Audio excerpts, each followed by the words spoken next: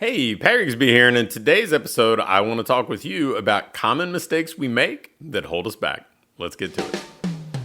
Welcome to the Fitness Business School podcast, the show for fitness business owners who want to grow their income, increase their impact, and improve their lifestyle. Be sure to listen till the end of this episode because we have a brand new special offer exclusive for listeners. So stay tuned.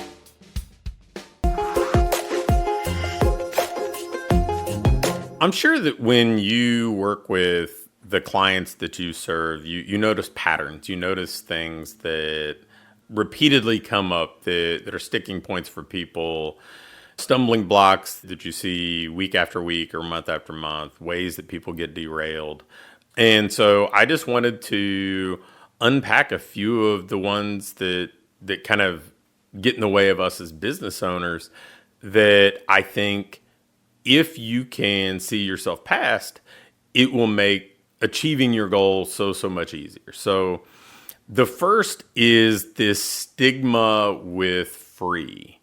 I think that somewhere along the way, and I know I heard this from a couple of the people who were influential in the industry early on in my time as a business owner, was that, free will devalue your services, and it just didn't make any sense to me, right? Like, it didn't make any sense at all because I had spent the first leg of my professional life as a college coach. And I think I just instinctively got it that if you get people to campus, then that experience is the difference maker. But, there was this stigma of, but you're devaluing this because you're giving somebody an experience that's free. I'm like, well, if I'm going to buy a car, they don't ask me for like a month of the car payment to allow me to test drive a car. If I'm going to go to a house, they don't ask for that with an open house either, right? They don't say, well, you have to pay the first month's mortgage payment or else we're not going to let you through the front door. Anything that's meaningful, there's like this process that I believe happens in somebody's mind. The first step is there has to be a belief that there's a positive outcome from the interaction, right? They have to believe they're going to get something positive from the purchase, whether it's us buying something in retail or somebody investing in a service. Because if not, they're not going to invest any time, effort, energy, resources. And then the second thing is they give us their attention to learn more. And then the third step, I think in many cases, is they give us some of their time. And I don't know about you, but for me, in many cases, time is a more precious commodity than money because money's renewable. I can go do something, make more money, but I don't get to have, hey, you know what, 2023 could have been better. I'll just do it over. We don't have that option, right? So the idea that getting somebody in as a guest to experience what we do is only valuable if it's a paid thing is pretty silly. It's the hardest thing, I think, is to get them through the front door because they've given us their belief that something positive can come from that interaction. They've given us their attention to learn more, and they've given us their time. Those are really 3 of the 4 criteria to become a client. The only other thing they have to do is give us their investment, right? And if somebody's willing to check 3 of the 4 boxes, well, for me, that's a pretty darn good candidate. So I think that's the first mistake a lot of people get hung up with. The second is this kind of silly belief that, and if you're offended by me saying things like free and this next one are silly, then you probably should turn this off now. But the silly belief that, somebody needs to be committed to work with us. I'm like, well, they may need to be committed to get a result, but we're asking them to be committed to us, and we've never demonstrated that we're committed to them yet, or we've never demonstrated that we're the right person to be committed to. And I think it's a little bit like dating and marriage. Well, there are some kind of early stage steps in a relationship that probably should precede some sort of long-term commitment. And letting somebody experience something with less risk first is I think, a pretty wise decision on both sides. So if somebody gets you on a sales call and they want to sell you some high ticket thing and say, well, you're not committed if you don't do this and you need to prepay and that'll display how committed you are. And if you don't do it, you're not serious. You're not going to be successful. I would encourage you to run because they're asking you to commit and it's one-sided. They've not committed to you. They've not demonstrated that they're in this for you. And we see this a lot. And that doesn't mean you can't sell 12-month contracts. I was, without question, the biggest proponent of 12-month contracts in the fitness industry for probably the better part of a decade. I mean, we were selling them in 2004 when the people who were very influential in the industry told me I was crazy, that nobody would ever do that. And they were selling packages and things like that. So I'm very much an advocate of when there's a good partnership to be had, when we both see that we're on the same page, we're pulling the rope in the same direction, and this is a good fit, then a commitment that provides security for you and it makes sense for them, I think is a wonderful thing. But I think that commitment is earned. And that's a relationship thing. That's not a one-sided thing for a client. So I think that's maybe the second of the things that I think are kind of silly. The third is making excuses with this kind of hope that next week will be better. I mean, the number of things that I hear from people saying, well, I have ADHD and so I can't focus and I can't achieve this thing. Or, you know what, this week was just busy.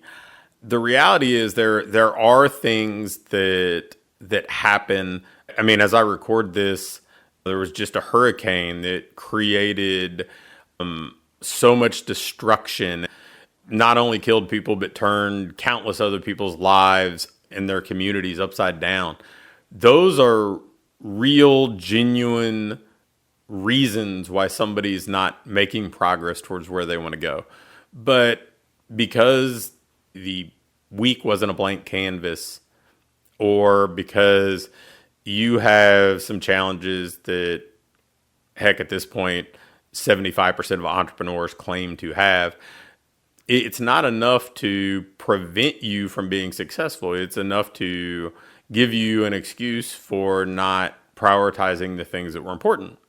And I think that happens time and time again. People just try to kind of rationalize why they're not doing the things that they know they should be doing. Because I don't think that success is often a mystery. I think it's just a willingness to execute the process and be consistent.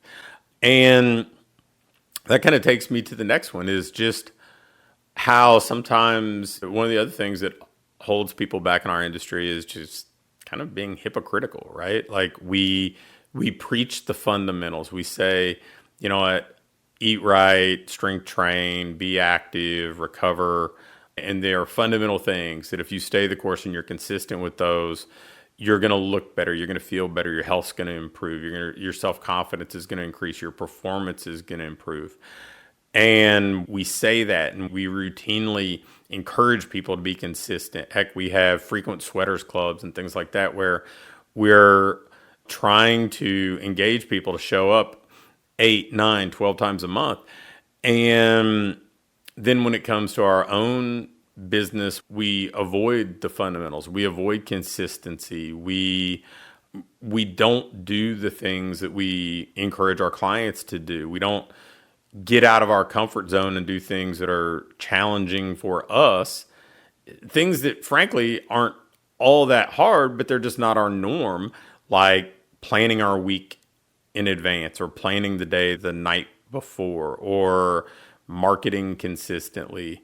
We don't do that stuff because it's just not what we've always done. So it's uncomfortable. It doesn't mean it's hard, but it's just not comfortable for us yet.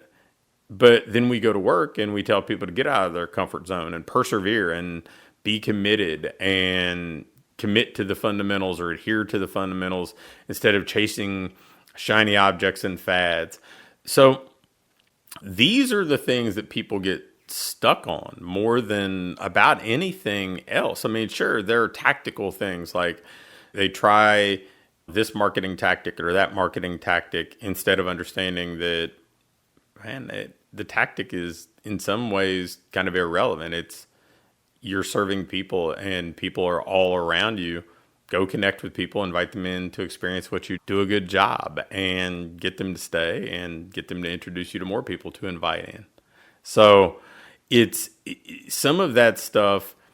It's not that we don't choose the right tactic. It's that we don't stay the course to execute the tactic. So if you are stuck, I would look at the things that I just alluded to first before I'd start trying to chase the next Facebook ad driven marketing tactic, or think that you need to completely reinvent things, or think that it's a bad location or something that's holding you back. Now, sometimes it's just doing the basics and being consistent with them. If you do that stuff, that eliminates at least 80% of the roadblocks you'll encounter. Thanks for listening to this episode of the Fitness Business School. Before you go, I have a quick announcement. One of the things that we've been doing with our current clients is taking them through this ideal business diagnostic. And really what it is this checklist that allows you to pinpoint exactly what your business needs next, so you can keep improving, keep growing, and build a business that you love to own. One that pays you well, one that allows you to have the impact you want to have, and one that allows you to have a lifestyle that you truly enjoy. In this diagnostic, we walk through everything and we do an evaluation and can instantly pinpoint what you need to do next to build that business that you want. I'm going to extend this opportunity to get on with either me or my team and take you through this evaluation and fix your business's most vital needs fast. So if we take you through this, you're going to be able to make those vital changes that you need to finally have what I call your ideal business. If you'd be interested in going through this entirely free, risk-free diagnostic with us and learn what you already have in place, what you're doing well, and where your greatest opportunities for rapid improvement are, just shoot me an email with diagnostic in the subject line to pat@patrigsby.com. Again, an email to pat@patrigsby.com with diagnostic in the subject line will get you scheduled and take you through this evaluation to help you build the business you want.